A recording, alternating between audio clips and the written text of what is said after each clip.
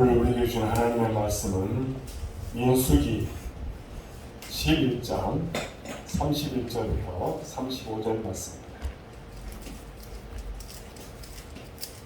민수기 11장 31절부터 35절 말씀입니다.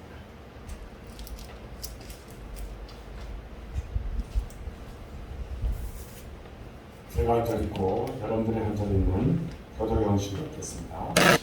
바람이 여호와에게서 나와 바다에서부터 내추라기를 몰아 진영 곁 이쪽 저쪽 곧 진영 사방으로 각기 하루길 되는 진영 위 2규빗쯤에 내리게 한지라. 백성이 일어나 그날 종일 정야와 그 이튿날 종일토록 내추라기를 모으니 적게 모은 자도 10명이라. 그들이 자기들을 위하여 진영 사면에 퍼두었더라.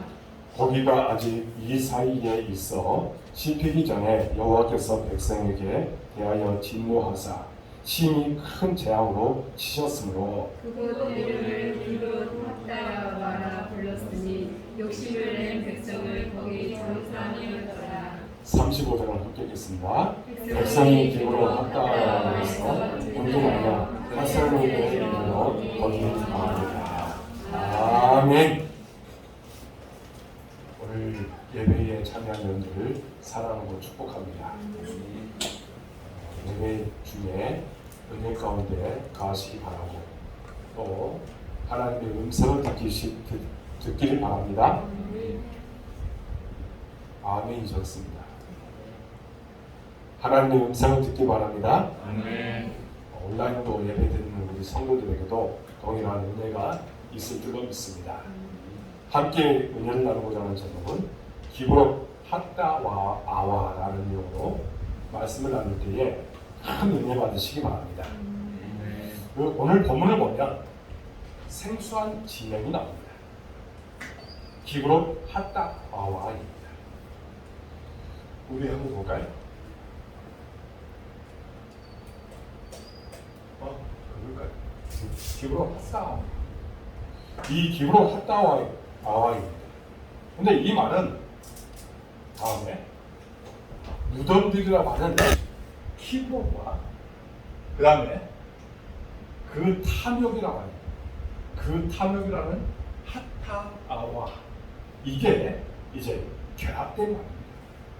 그러니까 이 지명을 뭐라고 얘기하냐? 그 탐욕의 무덤들이라고 하는 말이 있습니다. 다음에 그 탐욕의 무덤들. 그러니까 이 기브롯 핫다와는 그 탐욕의 무덤입니다. 그런데 이 이름이 지어진 배경은 이렇습니다.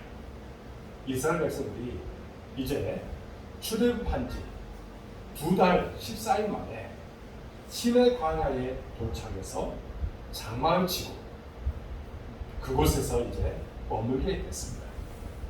그리고 10개월 19일이 지난 후에 이제 가나안 땅으로 행군을 하기 시작했습니다. 그런데 3일을 행군할 즈음에 이스라엘 백성들이 원망하기 시작했습니다. 그 안에서 3일이 이제 지난 후부터 원망하는 사람들이 거기에서 생겨나게 된 거예요. 아마도 사막 한복판을 사흘 동안 행군하다 보니까 너무나도 힘들었던 것 같습니다. 그래서 그들이 원망했습니다. 지금 우리가 36도입니다. 거의 요즘 36도를 육박하는 그런 날씨다 보니까 얼마나 힘들어요. 이 더위에 그렇게 일하는 사람들이나 만약에 밖에서 걷는 사람들도 너무나도 지칩니다. 그런데 사막입니다.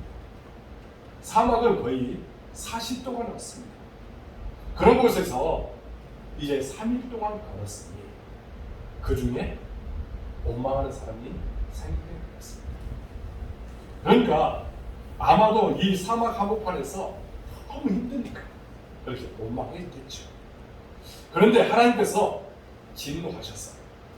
원망하며 행군 끝자락에 따라오고 있는 사람들 중에 이제 그곳에서 있는 사람들을 불로 태워서 죽였습니다.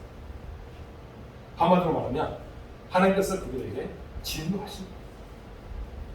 백성이 이제 두려워하자 모세가 기도합니다. 백성들을 위해서 기도합니다.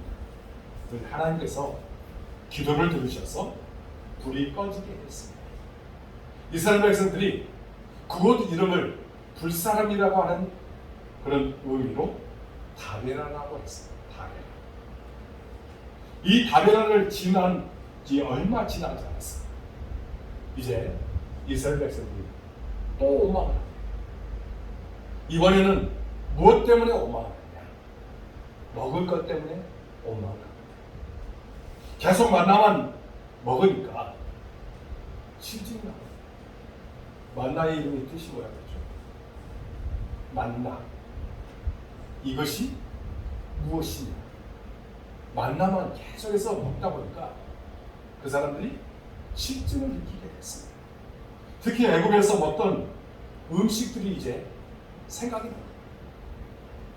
그래도 애굽에서는 고기도 먹고 그곳에서 사막에서 만나만 계속해서 먹으니까 이제 고기가 먹고 싶은 겁니다.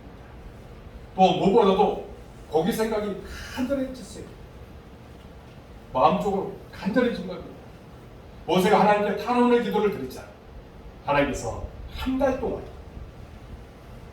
이제 냄새도 싫어하기까지 고기를 주신다고 약속을 합니다. 이제 오늘 본문을 보면 하나님께서 모세에게 약속하신 대로 고기를 먹게 해주시는 이야기가 나와 있습니다. 31절을 보면 하나님께서 바람으로 메추라기를 몰아서 이스라엘 백성들이 진치고 있는 곳으로 보내셨습니다. 그 양이 어마어마합니다. 그 양이 정말 어마어마하게 진영 사방 하루길 되는 지면 위에 메추라기를 2규빗쯤 내렸습니다. 자, 여기서 하루길은 몇 킬로 정도 됩니다? 32킬로 정도. 32킬로는 여기서 어느 정도 되죠? 계산을 하지 마시고. 자, 그리고 2규빗입니다. 2규빗이 어느 정도 되냐? 1m. 그러니까 32km. 거기에다가 1m. 그런데 여기서 사방으로 32km라고 했어요. 사방으로 32km. 이것을 계산을 해보니까 1024km. 전체적으로 다 계산해보니까 1024. 서울시의 면적이 어느 정도 되냐? 605km. 그러면 서울시의 몇 배 정도 되냐? 1.7배 정도 됩니다. 그 넓은 곳에 메추라기를 몇 미터? 1m 정도 해가지고 그곳에 보내주고. 자, 아마도 이스라엘 백성들이 눈이 희둥거리졌을 것입니다. 그렇게도 먹고 싶었던 고기가 지천에 완전히 깔리게 되었습니다. 정신없이 가져다가 배가 터지도록 먹었을 것입니다. 그들이 고기를 먹는 동안. 그런데 하나님께서 큰 재앙을 그들에게 내렸습니다. 이때 욕심을 부린 백성들이 죽었다. 그리고 그들의 시신을 그곳에 묻고 이름을 뭐라고 합니다. 기브로 핫다와라고 했습니다. 그것이 뭐냐? 그 탐욕의 무덤들이라고 하는 뜻으로 이야기합니다. 우리는 이 이야기를 묵상하면서 이스라엘 백성들의 잘못을 발견하게 됩니다. 그리고 같은 잘못이 오늘을 살아가는 우리에게도 있다는 점을 발견하게 됩니다. 이스라엘 백성이 기브로 핫다와라고 하고 이름을 지어서 부르며 이 사건의 교훈을 삼고자 했던 것처럼 우리들도 여기에서 교훈을 얻어낼 줄 믿습니다. 여러분, 말씀드린 대로 기브론 핫다와라고 하는 이 말은 그 탐욕의 무덤들이라고 했습니다.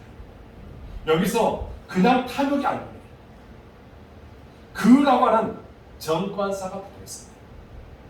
이 탐욕이 특별한 의미가 있다는 탐욕이라는 것입니다. 여기서 그 탐욕이라고 했습니다. 그냥 탐욕이 아니라 뭐라고요? 그 탐욕이라고 하는 것입니다. 여러분, 이스라엘 백성이 진영과 온 진영에 메추라기가 수북히 쌓여있는 것을 봤습니다. 그토록 먹고 싶었던 고기가 널린 것입니다. 백성들이 경제하듯 달려나갔습니다. 그리고 하루 낮과 밤, 그리고 다음날 낮까지 메추라기를 모았습니다. 적게 모은 사람도 호멜이라고 했어요. 오늘 본문에 보면 10호멜이라고 했습니다. 10호멜. 그런데 한 호멜이 어느 정도가 되냐? 220리터예요. 한 호멜이 220리터.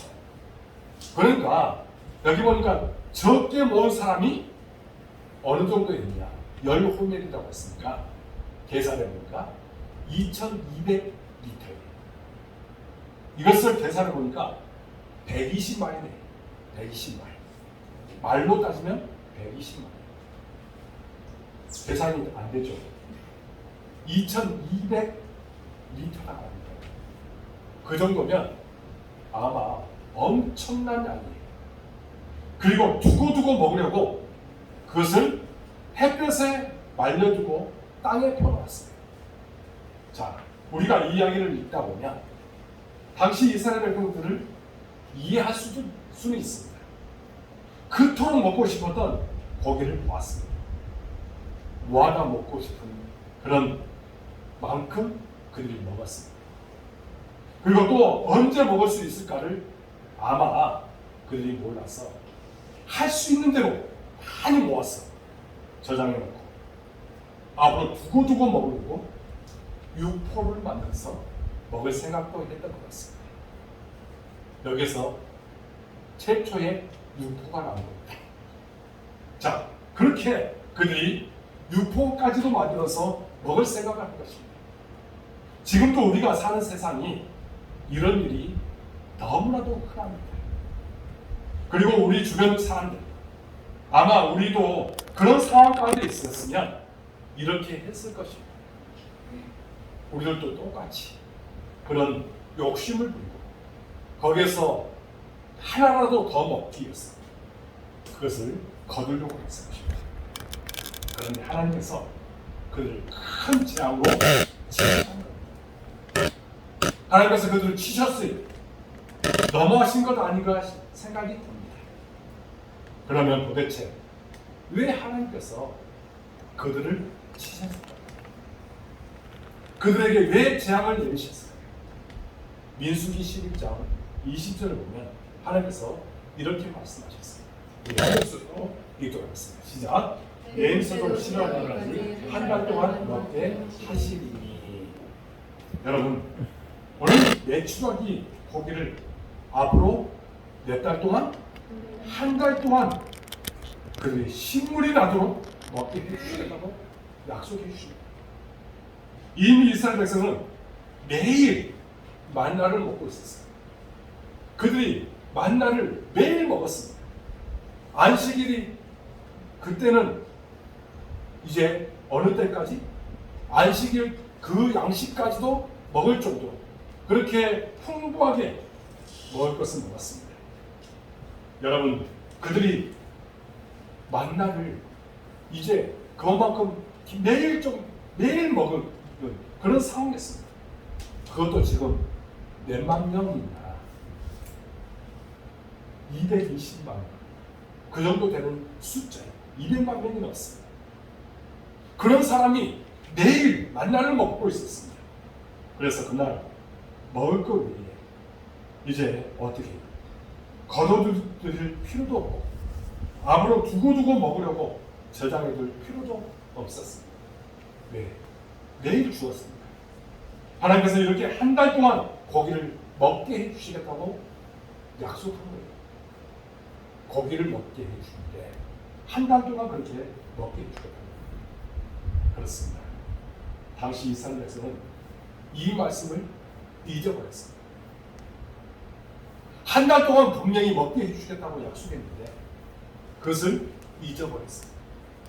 고기를 보는 순간 말씀이고 뭐고 머릿속에서 사라져버리고 만 것입니다.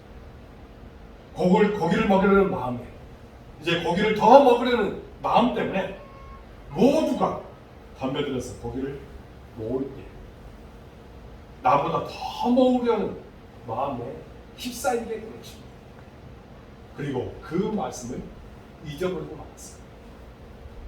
분명히 한 달 동안 너희들에게 냄새가 나기까지 먹게 해주겠다고 했는데 그런데 이 말씀을 잊어버린 거예요. 이것이 어떻게 보면 탐욕의 치명적인 문제다. 말씀을 향한 우리의 생각과 마음을 차단하는 것이라고 이야기할 수 있습니다. 무엇이? 바로 탐욕이에요. 그 탐욕 때문에 하나님께서 분명히 약속할 것을 그들은 잊어버린 거예요. 야고보서 1장 15절에 보면 이렇게 말씀하셨습니다. 우리 목소리로 읽겠습니다. 시작. 욕심이 인간은 죄를 낳고 죄가 자는 사람은 사망을 낳는다. 아멘. 여러분, 우리 마음속에 욕심이 생기면 죄를 짓게 한다는 겁니다. 여기서 죄는 말씀을 믿지 못하고 말씀을 어기는 것을 말하고 있습니다. 죄는 말씀을 어기는 것이고 말씀을 믿지 않는 거예요.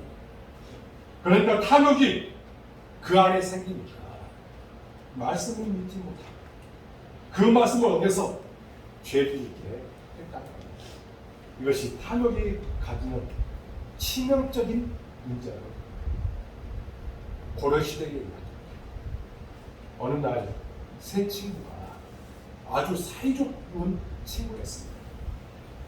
길을 가다가 금덩어리 하나를 발견했습니다. 취한 거예요. 그래서 세 친구가 공평하게 이것을 팔아서 나누자고 했습니다. 그리고 나서 이제 이런 기념으로 우리가 술을 먹자. 그래서 그 안에서 술 먹기로 이제 하고 한 사람을 시켜서 술을 받아가라고 했습니다. 그런데 술을 받으러 간 사람이 술을 받고 받아오는 과정에서 그 마음에 탐욕이 생겼습니다. 그래서 두 사람을 죽이자. 그리고 그 술에다가 무엇을 탔느냐? 독을 탔습니다. 그런데 그곳에서 이제 기다리고 있던 두 사람이 마음에 탐욕이 생겼습니다. 그래서 그 사람을 죽이자. 한 사람을 술을 받으러 간 사람을 죽이자. 그리고 그것을 둘이서 나누자 했습니다. 그러니까 술을 받아온 사람이 이제 오니까 어떻겠어요? 갑자기 달려들어서 이 사람을 때려서 죽였습니다. 그리고 나서 아주 기쁜 마음 둘이서 술을 나눠서 먹었습니다. 그 순간 어떻게 됐게요? 둘 다 피를 토하고 죽게 되었습니다. 그렇습니다. 탐욕의 또 다른 문제가 바로 이것이다. 바로 자기 중심적이 되게 한다는 것입니다. 자기만을 생각하게 만들고 이기적이 되게 만든다는 겁니다.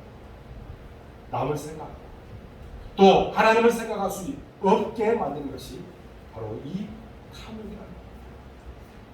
마태복음 22장 37절을 보면 예수님께서 이렇게 말씀하셨습니다. 우리 한 목소리로 시작. 내 마음을 다하고 목숨을 다하고 뜻을 다하여 주 너의 하나님을 사랑하라 하셨으니 이것이 크고 첫째는 계명이요 둘째도 이와 같으니 내 이웃을 내 자신과 같이 사랑하라. 아멘. 예수님께서 구약의 계명을 두 가지로 간략하게 명료하게 요약해 주신 것입니다. 여기서 첫째 하나님 사랑에 대한 계명은 어디에 있느냐? 신명기 6장 5절 말씀에 있습니다. 그리고 두 번째 이웃 사랑에 대한 계명은 레위기 19장 18절 말씀입니다. 이 두 말씀은 지금 이스라엘 백성들이 시내 광야에서 듣고 지키겠다고 약속한 말씀입니다. 이 말씀은 어떻게 보면 그들이 시내산에서 말씀을 듣고 지키겠다고 분명히 약속한 말씀이에요. 그러나 이 말씀을 듣고 지키겠다고 약속하고 시내 광야를 떠난 지 며칠밖에 되지 않았는데 탐욕이 눈에 들어옵니다. 탐욕에 어떻게 보면 눈이 멀게 된 것입니다. 자기만 생각하고 이기적이 되고 만 것입니다. 이 탐욕 때문에 하나님을 사랑하고 이웃을 사랑하는 일을 하기가 어렵게 된 것입니다. 하나님께서 재앙으로 이스라엘 백성들을 치신 이유가 여기 있다. 탐욕이 말씀을 생각하지 못하게 하고 또 탐욕이 자기 중심적이 되게 만들어서 하나님 사랑, 이웃 사랑을 하지 못하게 만들기 때문입니다. 여기서 한 가지 생각해 봐야 될 것이 있습니다. 기브롯 핫다와라고 하는 말에서 우리 처음 나오거든요. 핫다와라고 하는 단어가 있습니다. 여기 그 탐욕이라고 하는 핫다와 이것이 있는데요. 여러분 여기서 이 말은 정관사 하와, 정관사 하와 그리고 탐욕이라는 뜻은 타와 이것이 결합된 말이에요. 그러니까 그래서 정확하게 번역하면 뭐냐면 그 탐욕, 아까도 우리가 강의 하듯이 그 탐욕입니다. 히브리어에서 정관사가 붙는 말과 그렇지 않은 말의 차이가 있다. 히브리어에서는 정관사가 딱 붙으면 거기에는 의미가 달라져요. 일반적인 말이 아니라 무엇인가 의미를 가진 말로 바뀌어버립니다. 그래서 히브리어에서 정관사가 붙은 말은 무엇이냐? 만약에 어떤 나무를 가리킬 때에 어떻게 해요? 그 나무라고 해가지고 이것은 하나님께서 특별하게 지정해 주신 나무라고 우리가 해석이 가능합니다. 그래서 그 나무, 이것은 하나님께서 지정하신 것. 그래서 우리가 성경에 보면 그 날, 그 선지자, 그 메시아, 그 하늘 이렇게 번역할 때는 무엇인가 거기에 특별한 의미가 있습니다. 하나님이나 사람이 그 무엇인가를 특정할 때 정관사를 붙이는 것입니다. 여기 일반 탐욕이 아니라 그 탐욕이라고 했습니다. 그 탐욕. 하나님께서 특정하신 탐욕인 것입니다. 하나님께서 특별하게 문제 삼고 계신 탐욕을 지금 말하고 있습니다. 이스라엘 백성이 탐욕을 많이 부렸는데 지금 이 탐욕은 하나님께서 특정하게 주목하고 계시는 그런 탐욕이었던 것입니다.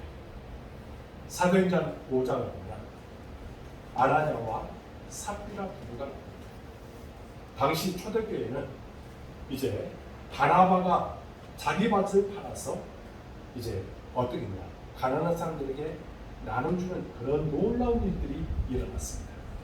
그러니까 사람들이 어떻게 바나바를 칭찬합니다. 그리고 교회 안에서 그의 인기가 높아졌습니다. 아나니아 부부가 그 안에 무엇이 생겼느냐? 탐욕이 생겼습니다. 자기들도 그런 인기를 얻고 싶은 그런 마음이 생긴 것입니다. 그래서 자기들도 재산을 팔아서 교회에 헌금을 했습니다. 그러나 그 다 바친 것이 아니고 일부는 감추고 일부만 교회에 바쳤습니다.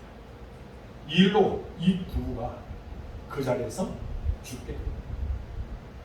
너무 심한 일이라고 생각할 수도 있습니다. 여러분, 헌금이었는데, 그래도 헌금인데, 헌금을 드렸는데 이렇게 죽일 수 있도록 죽였다니, 좀 이것에 대해서 우리가 동정할 수도 있습니다. 거짓말했다고 그 자리에서 죽게 한 것은 심했다고 생각할 수 있습니다. 그러면 하나님께서 왜 그렇게 하셨을까요? 왜 그렇게 아나니아와 삽비라 부부를 죽였을까? 여기에 대해서 한번 생각해 본 적이 있습니다. 이것은 첫 번째 사건입니다. 따라하겠습니다. 첫 번째 사건. 목소리가 죽어버리네. 첫 번째 사건이기 때문에 성경받고 정결하고 거룩한 공동체에 탐욕이 찾아들었기 때문에 자칫 정결함과 거룩함이 사라질 수 있기 때문입니다. 간단한 문제가 아닙니다. 여러분, 간단한 문제가 아니에요. 영적으로 보면 정말 심각한 위기, 바로 그 탐욕 때문에 그 아나니아와 삽비라는 분을 죽인 것입니다. 오늘 본문도 보면 시내 광야에서 거룩해진 이스라엘 백성들 공동체에 처음 탐욕이 찾아온 것입니다. 여기서 처음이라는 것이 중요합니다. 처음 탐욕이 찾아왔습니다.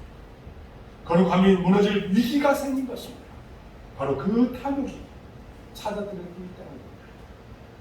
사랑하는 여러분, 우리 심령 속에 탐욕이 자리 잡지 않게 해야 된다는 겁니다. 하나님께서 경계하시는 그 탐욕이 생겨나지 않게 해야 한다는 것입니다. 그러면 우리가 탐욕이 생겨나는 것을 막으려면 어떻게 해야 될까요? 이런 탐욕이 우리에게 생길 수 있습니다. 그런데 이것을 우리가 제거할 수 있는 방법이 과연 무엇일까? 한번 생각해 보도록 하겠습니다. 먼저 이 탐욕이 어떻게 시작되었는지를 우리가 살펴봐야 된다는 겁니다. 이스라엘 백성이 하나님의 명을 받고 이제 가나안 땅으로 행군을 시작했습니다. 행군을 시작한 지 3일 만에 그 안에 온망이 터져나왔습니다. 사막을 걸으면서 겪어온 그런 견디기 힘든 고생 때문에 그들에게 온망이 이제 마음속에 생긴 것입니다. 이때 이 원망 때문에 다베라에서 사람들이 불에 타 죽는 그런 일들이 일어났습니다. 원망하지 말자. 그 안에서 뭐라고 부르고 원망하지 말자고, 그러면서 불사람이라고 하는 다베라라고 하는 이름을 거기에 지어서 그 지역을 기억한 거예요. 그리고 계속 행군을 하면서 얼마 되지 않아서 어떻게 돼요? 또 원망하는 거예요. 분명히 그들이 원망하지 말자고 그렇게 하면서 다메라라고 하는 이름을 지었는데 또 원망. 무엇 때문에? 먹는 것 때문에 원망했습니다. 저는 이스라엘 백성들의 출애굽 과정을 성경을 통해서 자세히 살펴보았습니다. 성경 전체에서 이 과정만큼 눈으로 확인할 수 있는 하나님의 은혜의 역사가 많이 기록된 곳이 없습니다. 그 정도로 이 과정 속에서 하나님의 역사가 너무나도 크게 나타났습니다. 모든 것이 다 하나님의 은혜였습니다. 또 이 과정만큼 전무후무한 하나님의 놀라운 역사가 많이 기록된 것이 없다는 겁니다. 그만큼 여기에 하나님의 놀라운 역사들이 일어났습니다. 애굽에 내린 10가지 재앙, 홍해가 갈라지는 사건, 하늘에서 만나가 내리는 사건, 반석에서 물이 나오는 사건, 구름 기둥과 불 기둥으로 인도하는 그런 사건, 정말 너무나도 많은 은혜를 그들이 경험했습니다. 그런데 성경 전체에서 또 이 과정만큼 원망이라고 하는 이 말이 많이 나온 것이 이곳만큼 얼마나 많은지 모릅니다. 우리말 성경에 여러분 원망이라고 하는 이 말이 성경 전체를 다 이렇게 살펴보니까 몇 군데가 나오거든요. 37군데가 나옵니다. 37군데. 그런데 그 중에서 무려 20번이나 바로 출애굽 과정에서 나와 있습니다. 그 수천 년이나 되는 기나긴 성경의 역사 가운데 40년 이 기간 동안에 몇 번 나오냐고요? 20번 나온다는 거예요. 원망이라는 말이 그만큼 그들 안에 이 원망이라고 하는 이 말이 너무나도 크게 나왔다는 거예요. 도대체 어떻게 된 것일까요? 여러분, 이것을 우리가 생각하지 않을 수가 없습니다. 가장 감사 제목이 많은 그 시기에 가장 많은 원망이라고 하는 말이 나와 있으니 어떻게 이것을 설명할 수 있을까? 그런 마음이 들게 되었습니다. 여러분, 뇌과학에서는 우리 뇌는 긍정적인 것보다는 부정적인 것에 더 민감하게 반응한다는 이야기가 있습니다. 그리고 과거의 좋은 일보다는 무엇이 더 많이 기억될까요? 부정적인 것들이 더 많이 기억됩니다. 나쁜 일이 적어도 3 내지 4배 정도는 더 많이 기억됩니다. 그것은 부정적인 상황을 극복하고 과거의 나쁜 일들을 반복하지 않기 위해서 그렇게 진화했다고 이야기합니다. 이렇게 볼 때 당시 이스라엘 백성은 당장 눈앞에 놓여있던 고달픈 삶의 환경을 더 많이 생각하게 되고 이미 행군에 오면서 겪었던 광야에서 고생이 더 많이 기억나게 됐을 것입니다. 그래서 당장 겪고 있는 이 고달픈 현실 문제에 집중하다 보니까 감사보다 원망이 더 많았을 것입니다. 그렇습니다. 우리가 살면서 고난을 당할 때 고난만이 문제가 아니다. 그 뒤에 영적인 문제가 있다는 사실을 우리가 알아야 하겠습니다. 그 고난 때문에 원망이 생길 수 있습니다. 눈앞에 닥친 고난만 바라보다 과거에 받은 은혜를 잊어버리고 감사를 하지 못하고 원망만 할 수 있기 때문입니다.